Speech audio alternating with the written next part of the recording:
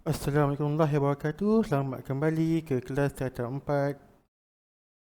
Hari ini kita akan menyambung pelajaran kita ke 4.2.9 ke surat 191 buku teks perniagaan tempat. Baik, bahagian fungsian pengagihan.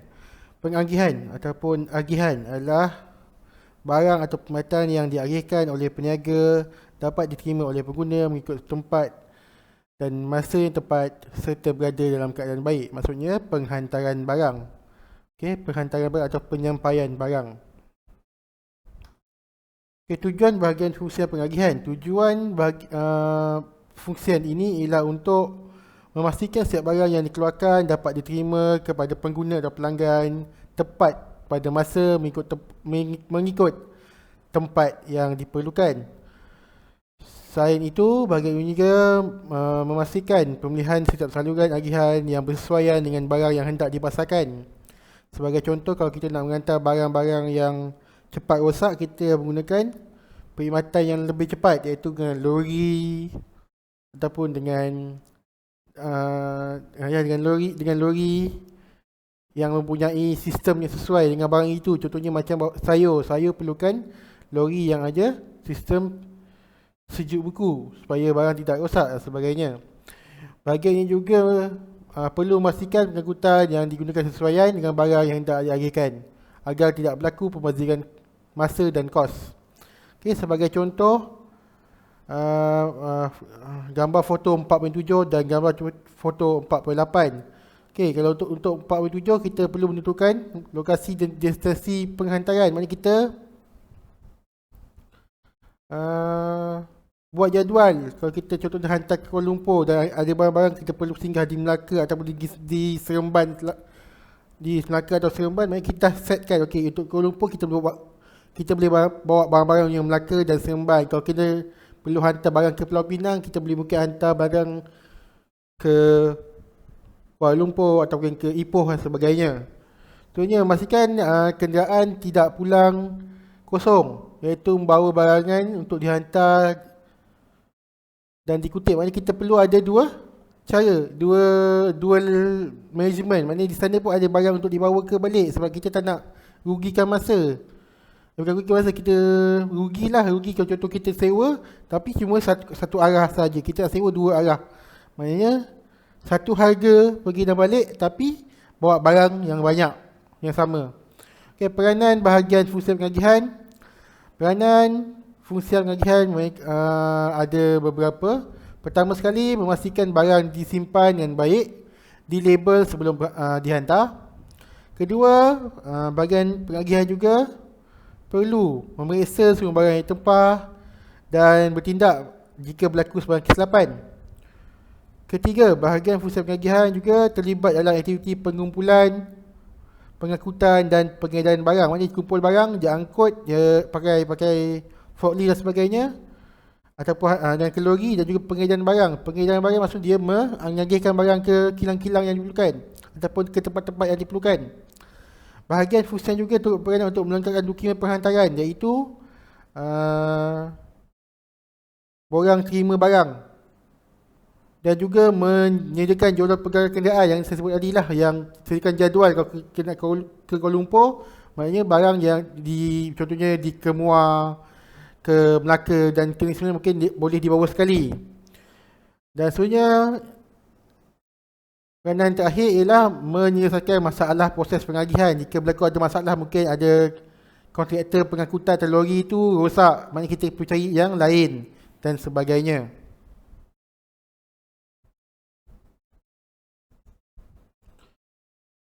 Ada 4 jenis saluran pengagihan. Saluran agihan maknanya saluran pengagihan barang tu ada 4 jenis. Yang pertama ialah pengeluar kepada pengguna, direct, face to face kita panggil.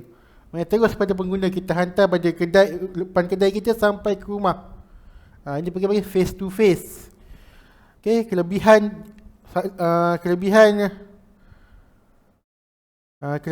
ataupun kegunaan saluran pertama ni lah, face to face, ialah barang-barang yang tidak tahan lama seperti barang pertanian ataupun barang-barang yang bernilai tinggi seperti kapal terbang, kereta Ferrari dan sebagainya. Sebenarnya ataupun barang-barang tempahan khas seperti pakaian, baju-baju daripada mereka terkenal hantar rumah ke rumah, dan juga perkhidmatan profesional seperti doktor dan juga guaman, itu kena pergi saluran pertama. Okey. Sebenarnya saluran kedua, pengeluar peruncit pengguna.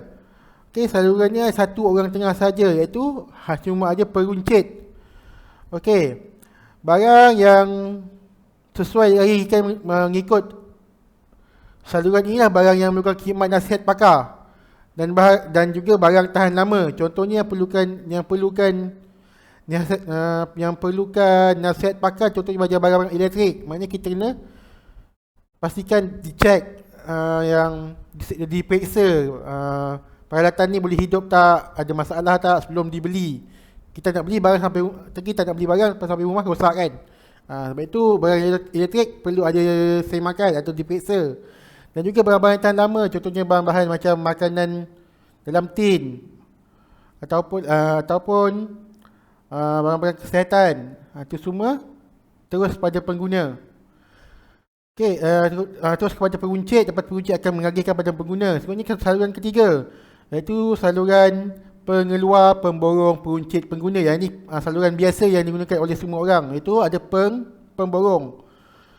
Okey, maknanya di mana kita pihak kilang hantar pada pemborong. Pemborong ini akan mengagihkannya kepada peruncit. Peruncit akan mengagihkan pada pelanggan. Ini adalah saluran biasa yang digunakan. Kita beli barang banyak-banyak daripada pemborong. Pemborong beli daripada kilang dan kita sebagai peniaga mengagihkan kepada pelanggan. Okey. Dan saluran ini sesuai dengan syarikat yang mengikut perendak pengguna. Jadi sebarang yang sesuai ialah barang keperluan harian seperti makanan semua tadilah. Okey, seterusnya ialah saluran terakhir, saluran yang keempat, pengeluar ejen peruncit pengguna. Okey, saluran ini melibatkan ejen sebagai pengantara. Okey, apa guna ejen? Kenapa perlukan ejen? Sebab ini untuk kerana ini ialah barang-barang yang perlukan brand, yang ada jenama. Semua barang-barang yang punya jenama mesti ada ejen. Ejen itu akan menjual kepada peruncit dan peruncit akan jual kepada pengguna. Kenapa perlukan ejen? Sebab ejen ni adalah orang wakil syarikat. Jadi peruncit akan lebih yakin untuk menggunakan produk sebab gunakan ejen. Maknanya kalau apa ada masalah, kita boleh contact ejen. Kalau pemborong nanti, kalau kita barang ada masalah, pemborong akan salahkan pengilang. Tapi kalau bawah saluran keempat, saluran pengeluar ejen peruncit pengguna, ejen akan disalahkan sebab itu kerja ejen. Okey, antara barang-barang yang sesuai dialihkan mengikut saluran agen ini ialah pakaian bernama, buku dan majalah. Habis itu buku, kalau kita buka kedai buku, kita kena kontak ejen, bukan kontak kilang buku. Sebab kilang buku dia bukan keluarkan buku, dia cuma mencetak buku. Yang keluarkan ialah pengeluar. Alright, pengeluar buku. Contoh macam buku yang awak lihat, contohnya buku daripada Sasbadi, tu pengeluar, itu ejen dia. Kita kena kontak ejen Sasbadi. Tapi dia punya pencetaknya bukan Sasbadi. Okey, pencetaknya kilang lain, Sasbadi. Walaupun nama Sasbadi tapi dia kilang, dia bukan ejen. Alright. Okey, untuk ringkasan peranan bahagian fungsi agihan ialah bahagian ini perlu memastikan barang disimpan dengan baik, dilabel sebelum dihantar. Yang kedua, memeriksa semua tempahan sebelum berlaku masalah. 3. Melengkapkan penghantaran dokumen. 4. Menyediakan jadual pergerakan kenderaan. 5. Menyelesaikan masalah proses pengagihan. 6. Memenuhi kekurangan bekalan yang berlaku di suatu lokasi. 7. Mengambil dan mengagih tempahan seperti yang telah ditetapkan. Dan 8. Membantu fungsi lain seperti pengeluaran dan jualan dalam mencapai matlamat yang telah ditetapkan. Jadi maksudnya apa? Bahagian pengagihan ni 100% menjaga pengagihan barang daripada kilang ke kedai. Ke kedai ataupun ke peruncit ataupun ke pelanggan. Dia direct terus. Okey, menggunakan saluran yang telah saya sebut tadi. Saluran pertama, pengilang kepada pengguna, ataupun saluran kedua, pengilang peruncit pengguna, ataupun saluran ketiga, pengilang pemborong peruncit pengguna, dan yang keempat, pengilang ejen peruncit pengguna. Seterusnya kita masuk barangan-barangan yang memerlukan yang digunakan untuk menghantar barang. Contohnya Osra dan Zawara ni adalah pakaian. Okey, Osra, eksekutif dan Zawara yang berhad mengagihkan barang mereka secara terus pada pelanggan, terutamanya apabila barang tersebut dibeli atas talian, maka dihantar terus pakai lori kilang. Maka inilah peruncit pengguna, direct kilang ke kilang, pada kilang ke rumah. Okey, yang kedua, gambar foto 4.0, gudang. Perniagaan yang lain menyimpan stok dalam gudang sebelum dihantar ke lokasi diperlukan. Inilah bentuk gudang, penuh sampai ke atas 4-5. Selalunya gudang ni tingginya 3 tingkat. Tapi kosong lah, tak ada tingkat, tak ada, tapi tinggi 3 tingkat. Dan dalam tingkat tu ada rak-rak besar. Seperti contoh dalam gambar. Contohnya 4.11, setengah syarikat menggunakan kenderaan yang sesuai untuk membawa barang sejuk beku. Okey, perlu tempat yang sesuai. Kalau barang itu cepat rosak, sejuk beku. Sekarang kita ada trend penggunaan trailer kanopi. Kenapa digunakan kanopi? Sebab senang buka, senang keluarkan barang.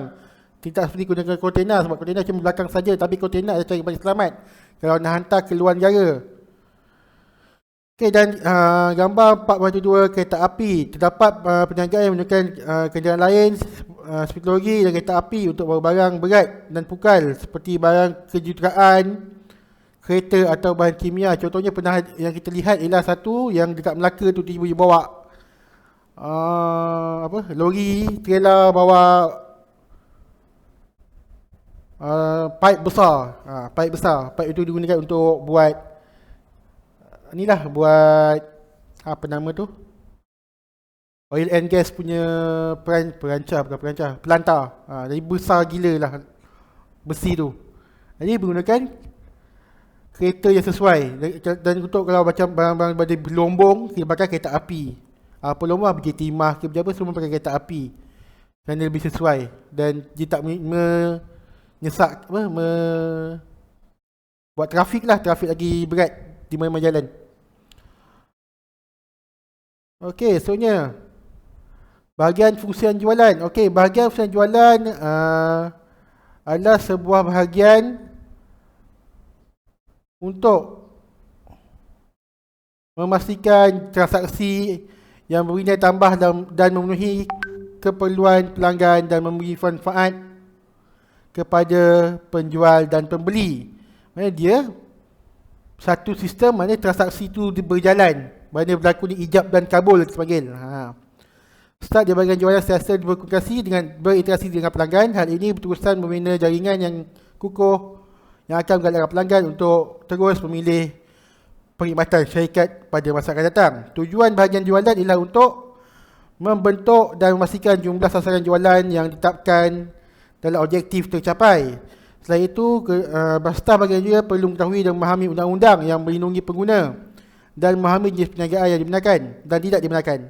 Staf juga perlu mahir dan berkebolehan untuk bertanggungjawab untuk menjawab beberapa soalan daripada pengguna serta mempengaruhi pengguna untuk membeli. Maksudnya ialah untuk tujuan bahagian ini pertama sekali untuk mencapai sasaran jualan. Okey, capai sasaran jualan. Yang kedua ialah memahami undang-undang semasa, sebab undang-undang berubah setiap tahun ada perubahan. Dia kena faham undang-undang biasa. Lepas yang ketiga ialah memahami produk. Maknanya kena faham produk. Dan yang keempat, perlu pandai berkomunikasi untuk pelanggan supaya tidak lari daripada syarikat. Peranan bahagian fungsian jualan.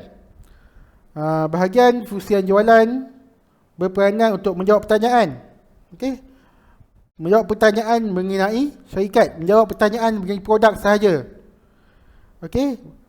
Seperti jenis, spesifikasi tugas, spesifikasi kualiti dan cara pemasangan dan sebagainya. Selain itu, bahagian fungsian juga mempunyai peranan untuk menyediakan sebut harga atau jangkaan harga barang yang dikenakan oleh pengguna. Okey, bahagian ini akan melakukan rundingan untuk diskaun dan sebagainya. Dan juga jika ada berlaku pulangan semula, maksudnya barang tu sampai ke pelanggan rosak, maknanya pelanggan nak ganti yang baru, maknanya diuruskan juga oleh bahagian fungsian jualan. Okey, fungsian jualan juga berperanan untuk memberi nasihat teknikal kepada pelanggan. Okey, dan juga bahagian juga merancang dan mengurus masa yang sesuai untuk membuat promosi. Pada masa yang sama, bahagian juga menyangka peranannya untuk menyemak dan menghakimi rekod pengguna supaya mudah untuk menghubungi pengguna. Maknanya apa kita dapat peranan dia? Peranan fungsian jualan yang utama dia ialah untuk menjawab soalan mengenai produk, bukan menjawab soalan kalau ada rosak tak rosak, itu bahagian lain. Okey. Dia berjawab tentang produk saja. Dia cerita pasal produk saja. Okey, contoh jual kereta, salesman tu dikira sebagai ambil contoh salesman kereta, tu bahagian jualan. Maknanya dia cerita pasal kereta saja. Dia tak sebut kereta ni nak kena oil berapa kali, minyak apa, tak ada sebut. Dia sebut ni spek dia, aircon macam gini, tu bahagian jualan. Kena faham bezakan bahagian jualan dan bahagian lepas ni, itu bahagian perkhidmatan pelanggan. Itu bahagian perkhidmatan pelanggan. Terangkan tentang apa perlu buat apa tu bahagian perkhidmatan pelanggan. Tapi untuk bahagian jualan, kerja dia perkenalkan produk. Okey, yang kedua ialah peranan kedua ialah menyediakan sebuah harga. Maknanya dia kena tulis harga. Macam awak pergi Pro 2, awak akan nampak harga kereta ni 45,000. Berapa sebulan kena bayar. Mesti diletakkan kat depan kereta tu. Itu gunanya bahagian jualan, ditunjukkan. Okey, dan juga dalam masa yang sama dia buat rundingan. Kita beli kereta tu, kita berunding dengan salesman kereta. Contohnya bahagian yang sebenarnya teknikal, nasihat teknikal. Contoh nasihat teknikal ni ialah kalau nak renovate, apa renovation yang boleh dibuat. Itu boleh diberi oleh bahagian jualan ni. Renovation apa yang boleh dibuat? Apa renovation? Contoh nak tinted, dia beriterangkan tinted mungkin 70% saja mengikut undang-undang, mesti berdasarkan undang-undang sedia ada. Okey. Dan juga dia akan, contoh dia ada masa akan buat iklan. Contoh macam awak kalau ada yang jual buka FB ada sesuatu kereta, awak akan nampak okey, bulan ni ada promosi kereta, contohnya promosi tu cikgu, promosi awal tahun, promosi hujung tahun. Ini dibuat oleh bahagian jualan ni. Sebab orang jualan yang tahu, time ni bagus, orang time ni tak banyak duit, ataupun time ni time gaji dan sebagainya. Okey, itu adalah bahagian fungsian jualan.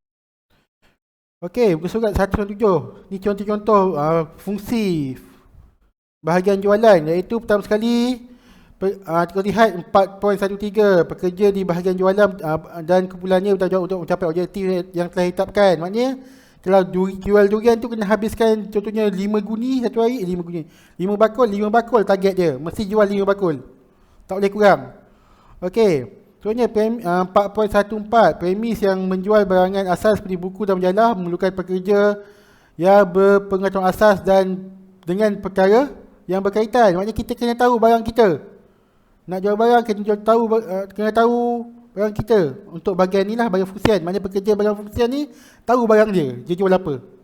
Dia tahu lah, ni buku ni bagus, ni ada apa, buku surat ni ada apa. Kalau untuk buku lah.